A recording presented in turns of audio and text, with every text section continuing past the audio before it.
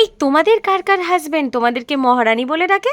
আজকের রিলটা শুধু তাদের জন্য। চিকেনটা ভালো করে ধুয়ে নিয়ে নুন, লেবুর রস, গোলমরিচ গুঁড়ো আর আদা রসুন বাটা দিয়ে মাখিয়ে রাখো 30 মিনিট। আর ততক্ষণে কড়াটা গরম করে নিয়ে শুকনো লঙ্কা, গোটা জিরে, ধনে, এলাচের একটা মিহি পেস্ট বানিয়ে নাও। এবার পেঁয়াজগুলোকে কিউব করে কেটে গরম তেলে ভেজে নাও। দেন ম্যারিনেট করা মাংসটা ঢেলে দাও। 2 মিনিট হালকা নাড়াচাড়া করে লো স্টিম করে ঢেকে দাও।